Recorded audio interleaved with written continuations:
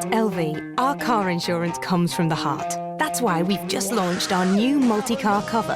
One policy and one renewal date means it's one simple way for you to save on your family's cars. So just imagine how much you can save by insuring 2, 3, or even more cars with us. To get your exclusive multi-car discount from the Which Insurance Provider of the Year 2017, go direct to lv.com. T's and C's apply. Gamertag Radio presents E3 2017 coverage. Hosts Danny Pena, Paris Lilly, and Peter Toledo are direct from the convention center floor. Here we go. Okay, cool. My name is Tina Amini. I am the games editor at Mashable, and I'm here at E3 to die and to play a lot of games and interview people. So how's it been your experience this year? Because I know Pirius used to work for like Kotaku, and I believe was there other websites too, right? Yeah, Complex Magazine I worked for briefly before Kotaku as well. So yeah, this is like my 10th E3, I think, which is weird to think about and makes me feel old. But it's weird this year because like we had Saturday, which we've never had. So we had Saturday, Sunday, Monday, which were all like negative E3 -3, and then E3 day -2, and only yesterday was E3 actually proper day 1. So I feel like we like banged out a lot of stuff over the weekend, and it's a little bit chiller throughout the actual days of the show floor, which is nice because it's insane in here. So I mean, what is it? Do you think it was a good idea for the ESA to have this open to the public for the first time, or what? It depends on for who you're talking about. For the ESA, yeah. I mean, they made money. You know, they got a lot of tickets of people coming in.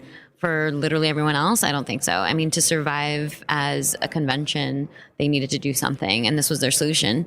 It makes sense for them, but for us, it's like it's harder for the media end. It's like harder to get through things. For publishers, it's harder to balance. You know, like, is this an industry event? Is this a fan event? Like, they need to prioritize multiple things at once. And even for the fans, I don't know if they're necessarily having a ton of fun. I mean, it looks like they're excited. They're like taking their phones out and taking pictures and videos of everything, even if it's like a trailer they've already seen. I don't get that one. But, you know, they look excited even if they're like waiting on very, very long lines. But it's like impossible to almost breathe in here. I wonder what's going to happen next year now because of all this. Because to me, this is more like a test, see what feedback from everybody. And I think like the first day it was a mission just to walk around. Today was a little bit better. I don't know what changes they made this morning, but what are your thoughts about that? You think it's going to happen, like some major changes next year? Yeah, this is like the guinea pig phase. You know, they were like, let's open it up to the public. And now I'm sure they're going to learn a lot of lessons based off of that. But yeah, you're right. Like today seemed a little bit more like walkable. The first day I went to Nintendo's booth and it was to the brim. I took a picture and it was to the brim. Like it was just heads everywhere. I couldn't see beyond that. No one was moving. It was just, it's insanity. So they got to do something about that. I wouldn't be surprised if they extended it or if they started to do what PAX does, which is they'll do like an hour for press before it opens up to the rest of the show floor. Maybe they'll like extend the hours, they'll extend the days, something. But I haven't even done any of the like Coliseum stuff. So that's a whole other world I didn't dive into to see how they were doing. But I'm sure like people are going to the panels and enjoying that stuff too.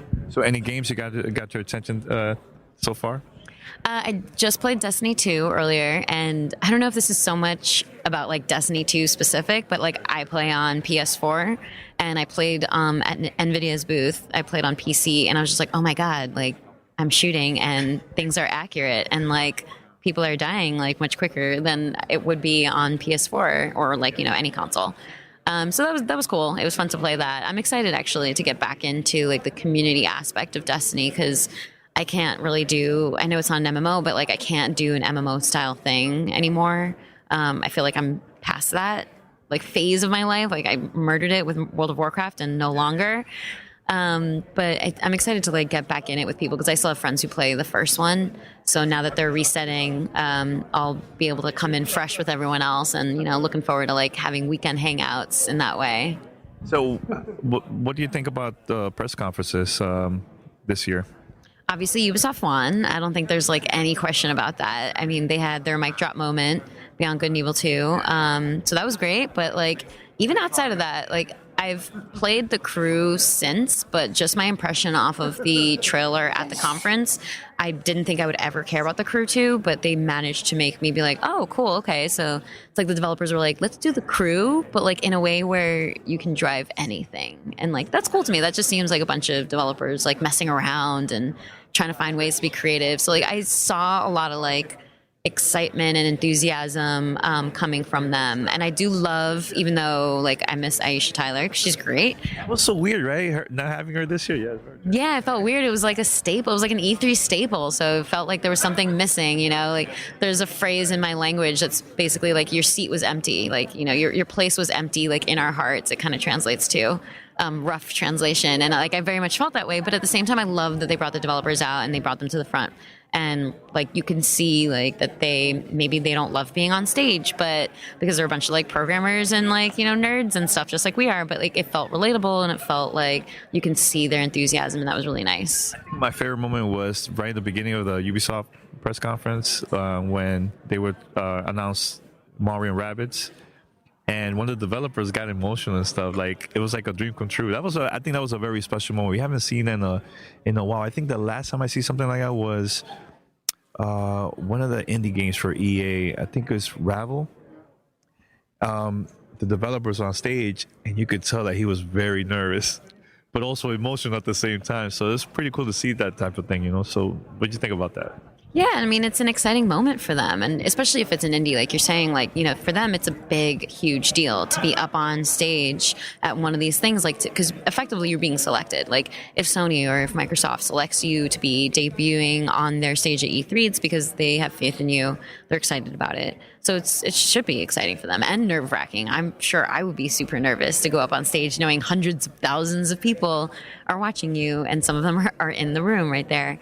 But yeah, it is very nice to see people like just genuinely get up there and talk about what they're working on in a very like non-celebrity oriented way, you know, minus Aisha Tyler. So how long you been doing this now? The whole writing and everything for different sites? Like a decade. I mean, I started when I was in college. I was just like, I liked writing. I liked video games. And at one point, one of my like English professors was like, you should think about writing as a career. I was like, all right, I guess I'll do that. And then just started writing for a site called Gaming Nexus, who's still going on out there. And like, they're great guys and they're still doing their thing. And I learned a lot from them. And that was when I was still in college. And then when I graduated, you know, just everything started to fall into place. You get to know people and your byline gets out there. So yeah, it's been a while. I say thanks and you know, keep it up, keep doing your work, man. I think you always are always making moves, and it's very positive to see that. We met because was it because of Esme? We met was Esme? Yeah, right. Could have been. It very well could have been. Yeah. I mean, that's the thing about this world, right? Like so small. It's small, yeah. And then you like, you know, you meet people through other people, and you're all like, oh, you like games too? Oh my god. That was how it was for me when I first started in the industry. Like, just being able to relate, because I never had gamer friends growing up. Really, it was my brothers and it was me and maybe my cousins who lived in Boston. So it's kind of a moot point. But I never had friends that would play games. So I wouldn't like go and play rounds of whatever with people. So this was my moment to like really indulge in that. And yeah, that's how we all meet each other. Yeah, I want to ask you this. Tell us a little bit about Mashable Gaming. I know that's kind of new for Mashable, right? They just started that like this year. So tell us a little bit about that. Well, it's been around for a minute, and I joined like 6 months ago. So it's very different, you know, like different things work for different sites. And for us, it's a little bit more like probably on the mainstream end of things, although you cannot like take us away from writing and talking about the things that we're interested in. So that's kind of the balance. So like we cover stuff that we know our audience is going to care about. And then we cover stuff that we just care about. And it's good because it's interesting. I came from like an enthusiast site when I was at Kotaku, and we covered everything because like our readership cares about everything. So it's just like everything in the industry you're covering. But at Mashable, we pick and choose, and it's a little bit like lighter, which is good. We have a smaller staff, so we kind of have to do those things. But thanks a lot. Website. Yeah, mashable.com/gaming. You know, that's us. And you keep doing what you're doing too. I love that. You know, I got to get into more of these podcasts. Got to make that happen. I'll give you some tips and stuff. So. For sure. Absolutely. I appreciate it. Thanks a lot. This episode of Gamertag Radio is sponsored by Western Digital. With WD, you're now able to get solid state drives and hard drives to fit your unique needs. When you add the superior performance of a WD solid state drive to your PC, you'll get blazing read speed so you can boost your system quickly or load games and other applications in a snap. Combined with a reliable WD hard drive, you get up to 6 terabytes of storage to keep your games library, direct feed videos, and me, I'm a fan of podcasts, you could do this too, and more, all in a single place.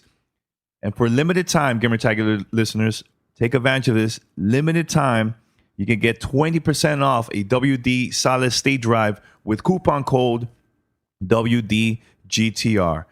Remember, that's WDGTR. Find out more at WDC.com/GTR. One thing I noticed too, our Discord channel community members, they've been going crazy with this code.